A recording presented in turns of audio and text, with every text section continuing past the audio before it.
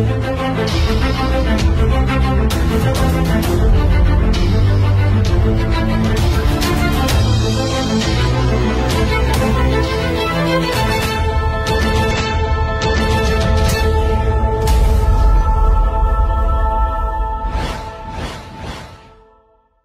chào toàn thể các bạn đã đến với kênh Kiến thức chuyên sâu.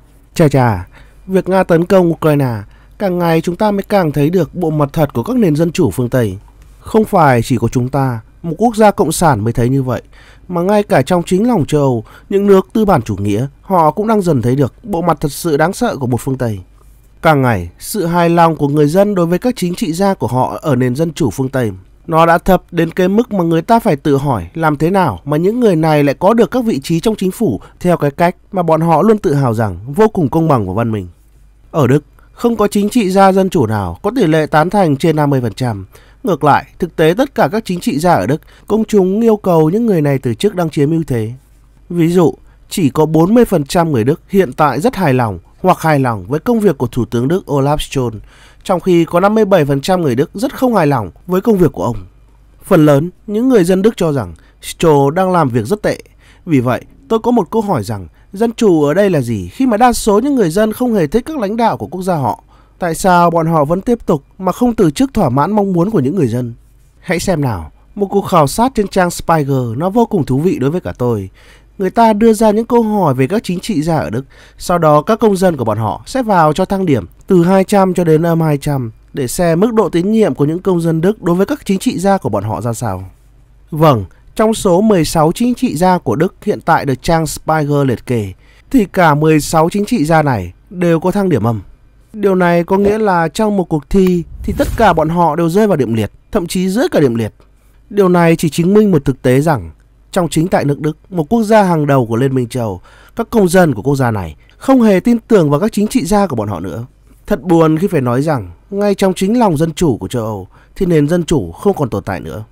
Ái chà, nếu thật sự những người này được bầu lên bởi nền tự do dân chủ phương Tây, vậy tôi xin hỏi rằng, tại sao các công dân của chính quốc gia bọn họ lại cho tất cả giới lãnh đạo này thang điểm âm trong các vấn đề về đất nước? Nào, bây giờ để cho dân chủ hơn thì chúng ta quay qua nhà độc tài mà một phương Tây tập thể luôn gọi, đó là Tổng thống Nga Vladimir Putin. Điều đáng buồn cười là phương Tây luôn gọi Nga là một chế độ độc tài, nơi mà mọi người được sống trong sự nghèo đói và áp bức. Thì ngược lại, theo các viện thăm dò của chính phương Tây, Tổng thống Nga Vladimir Putin nhận được sự tán thành cho công việc của mình từ những người dân lên tới gần 80%. Trong khi chỉ có 19% những người Nga bác bỏ chính sách của Tổng thống Putin. Nếu bạn chưa biết, thì khoảng 10 năm trước, khi có những cuộc biểu tình lớn chống lại Putin ở Moscow, lúc đó tỷ lệ ủng hộ ông ở mức thấp nhất. Nhưng ngay cả khi ông ở mức thấp nhất, thì ông vẫn nhận được 61% những công dân Nga ủng hộ. Đây là giá trị mà các chính trị gia dân chủ ở phương Tây chỉ có thể mơ ước. Điều này có nghĩa là gì nhỉ? Điều này có nghĩa là một nhà độc tài như Tổng thống Putin đang thực hiện các chính sách độc tài nhưng lại được đa số những người dân của quốc gia ông ủng hộ. Trong khi các chính trị gia của dân chủ phương Tây, đặc biệt là ở Đức, thể hiện các chính sách mà bọn họ cho là dân chủ với những người dân của mình lại bị chính các công dân của quốc gia mình bác bỏ. Vậy tôi xin hỏi rằng, ai mới thực sự theo chủ nghĩa độc tài đây? Nếu bạn vẫn chưa tin vào điều này, thì tôi lại dẫn các bạn tới một cuộc khảo sát khác, cũng ở chính nước Đức. Đây là một cuộc khảo sát của Viện Nghiên cứu Ý kiến Forsa hỏi các công dân của Đức về niềm tin của các thể chế chính trị ở châu Âu. Những con số đã tự nói lên điều đó. Các công dân ở Đức không hề tin tưởng vào bất kỳ một thể chế nào trong chính quốc gia của bọn họ. Tất cả các giá trị này đã sụp đổ theo đúng nghĩa đen chỉ trong vòng có hơn một năm. Một năm trước, đa số những công dân của Đức tin tưởng vào tất cả các thể chế chính trị ở Đức, ngoại trừ các đảng phái. Một năm sau, mọi thứ đã xoay chuyển. Niềm tin của bọn họ vào chính phủ liên bang và thủ tướng của liên bang nói chung là đã sụp đổ rất nhiều. Điều đáng chú ý là truyền thông phương Tây luôn nói rằng Đức ủng hộ Liên minh châu Âu vô điều kiện. Nhưng hãy nhìn cuộc khảo sát đi, sự nhiệt tình của các công dân Đức đối với Liên minh châu Âu dường như đang bị hạn chế rất nhiều. Chỉ có 38% tin tưởng rằng EU là một thể chế vào năm ngoái, và con số này hiện tại đã giảm xuống còn 31% trong năm nay, tức là cái tổ chức này có chưa tới 1/3 các công dân Đức ủng hộ. Nếu chúng ta theo khái niệm của một nền dân chủ phương Tây, thì tôi nghĩ rằng những người như Thủ tướng Olaf và Chủ tịch Ủy ban Liên minh châu Âu von der Leyen cần lên báo vào tuần tới để thông báo về một sự thay đổi triệt để. Bọn họ sẽ từ chức bởi vì không thực hiện được những điều mà đa số các công dân của Đức và châu Âu mong muốn. Nhưng xem kìa, có mà mờ, nền dân chủ của phương Tây chúng ta không thể hiểu theo khía cạnh đó. Nếu bạn muốn biết dân chủ thực sự là gì ở phương Tây, hãy học hỏi anh em Cali, những người là dân nhưng sẵn sàng đội chủ lên đầu một cách vô điều kiện. Chỉ có bọn họ mới thấm nhuần giá trị tư tưởng của dân chủ phương Tây. Vào ngày hôm nay, tôi có đọc được một ấn phẩm của nhà báo Úc mang cái tên Kathy Johnston. Bài viết có tiêu đề: Tôi ủng hộ các giá trị của phương Tây, nhưng còn phương Tây thì không. Tôi thường bị chỉ trích là chống phương Tây, nhưng tôi không hề chống phương Tây. Tôi ủng hộ phương Tây. Tôi thân phương Tây đến mức tôi ước các giá trị của chúng ta về hòa bình, tự do, dân chủ, sự thật và công lý là những thứ thật sự tồn tại trong nền văn minh của phương Tây, chứ không phải chỉ là sự hư cấu được kể cho các học sinh của bọn họ.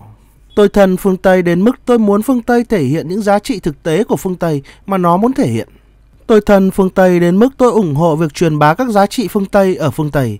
Tôi là một người theo chủ nghĩa đế quốc văn hóa phương Tây, ngoại trừ việc tôi muốn thực hiện chủ nghĩa đế quốc văn hóa phương Tây ở phương Tây. Tôi giống như một người lính thập tự chinh, một tên thực dân phương Tây đang căng buồm ra khơi để mang những phúc lành cho nền văn minh phương Tây đến cho những kẻ man dợ phương Tây vô thần này. Sự thật là tôi không mang đến cho những người dân tội giết người, nô lệ, trộm cướp và bệnh tật. Tôi thực sự chỉ cố gắng truyền tải nền văn minh phương Tây thực sự đến với bọn họ.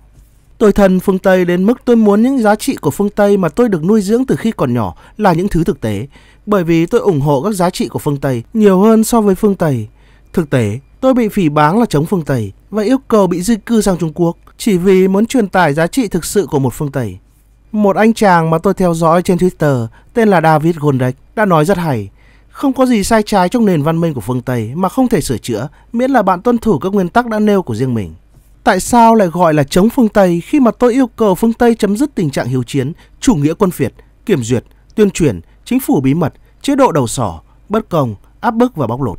Đây mới chính là thân phương Tây. Các giá trị phương Tây mà chúng tôi được dạy ở trường như hòa bình, công lý, bình đẳng, dân chủ, tự do và trách nhiệm đều là những điều rất tốt.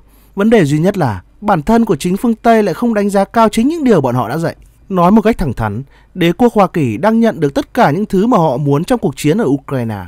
Một mặt, họ tuyên bố rằng cuộc chiến này là một cuộc xâm lược vô cớ của những người Nga mà họ không bao giờ muốn. Đồng thời, bọn họ cũng thừa nhận rằng cuộc chiến này mang lại mọi thứ mà bọn họ mong muốn. Hoa Kỳ đã không vô tình rơi vào hoàn cảnh may mắn này. Bọn họ tình cờ thúc đẩy tất cả các ý định chiến lược lâu dài của bọn họ để chống lại một kẻ thù địa chính trị vĩnh cửu. Tình huống này được tạo ra là có mục đích và chỉ có một kẻ ngốc mới tin vào điều ngược lại. Putin sẽ không tiến hành cuộc chiến này nếu chỉ vì ông ấy nghĩ rằng sẽ là một ý tưởng hay, vì hành động này sẽ mang lại cho Nga thêm một chút đất đai. Ông ấy đi tới cuộc chiến này vì ông ấy kết luận rằng vào một lúc nào đó, Nga sẽ phải đẩy lùi sự xâm lược của NATO ở Ukraine và việc đẩy lùi nó bây giờ sẽ dễ dàng hơn rất nhiều so với cả sau này. Mọi người luôn nói rằng nếu Hoa Kỳ kích động cuộc chiến này để thúc đẩy lợi ích của chính họ, thì Putin là một kẻ ngốc nếu ông ấy mắc sai lầm và nghe theo. Nhưng bất cứ ai từng chơi cờ đều biết rằng chiến lược thường là buộc đối thủ của bạn phải lựa chọn giữa hai lựa chọn, một là xấu, hai là có lợi cho bạn. Vẫn còn một quan niệm trong một số phe chống chủ nghĩa đế quốc cho rằng Putin là một phù thủy chiến lược xuất sắc. Trên thực tế, ông ấy đang phải chiến đấu phòng thủ để chống lại một kẻ thù giàu có hơn, hùng mạnh hơn rất nhiều, và điều đó đang khiến quốc gia của ông ấy phải trả giá đắt. Việc Ukraine có thắng cuộc chiến này hay không cũng không quan trọng, vì đế quốc Mỹ có thể, với chi phí tương đối thấp, tạo ra một lỗ đen khổng lồ mà Moscow cần phải tập trung sức lực và sự chú ý vào. Điều này khiến cho bộ máy đế quốc Hoa Kỳ có thể tự do và tập trung hơn để quay về phía Trung Quốc. Trên thực tế, Mỹ coi Trung Quốc mới là một mối đe dọa chính trong kế hoạch thống trị hành tinh của bọn họ. Là con của cha mẹ giàu có, cũng giống như được sinh ra trong một giáo phái mà toàn bộ trọng tâm của nó là củng cố tinh thần đoàn kết giai cấp với giai cấp thống trị. Văn hóa xã hội, văn hóa học tập, văn hóa gia đình, vân vân, tất cả chúng được thiết kế để xây dựng một cộng đồng tinh hoa và loại trừ những kẻ tầm thường. Đây là lý do tại sao mà giai cấp thống trị có sự đoàn kết giai cấp cao hơn nhiều so với giai cấp công nhân. Hầu hết, chúng ta không được nuôi dưỡng với sự nhận thức sâu sắc rằng chúng ta rất khác với giai cấp thống trị và lợi ích của bọn họ xung đột với lợi ích của chúng ta.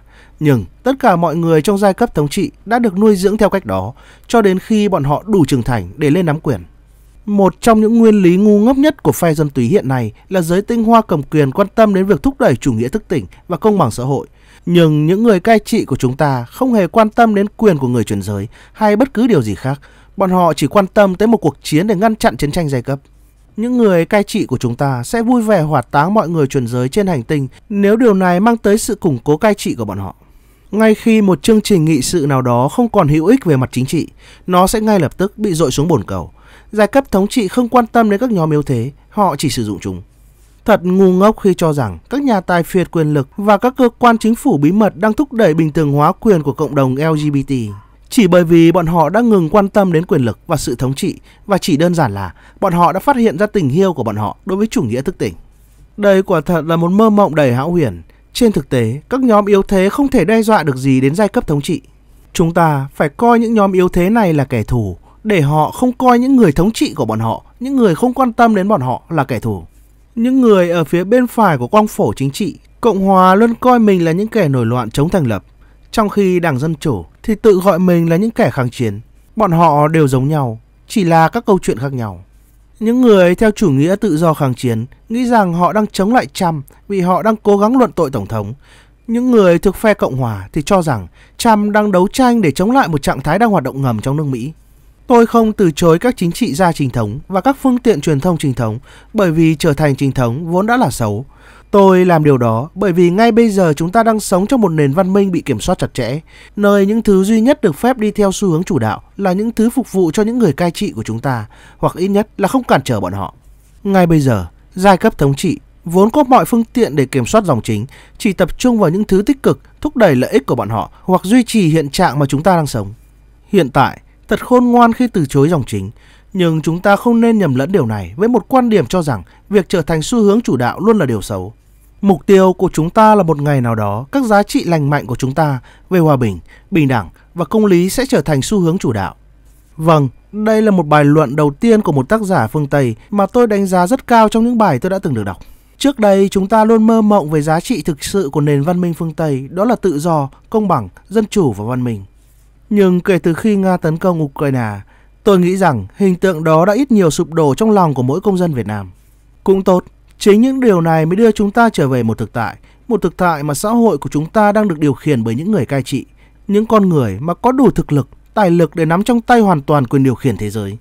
Nếu bạn vẫn nghi ngờ về điều này, xin hãy xem lại video ngày hôm qua của tôi để hiểu rằng tác giả của bài luận này đang nói về ai.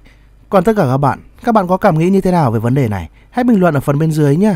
Còn bây giờ thì bye bye.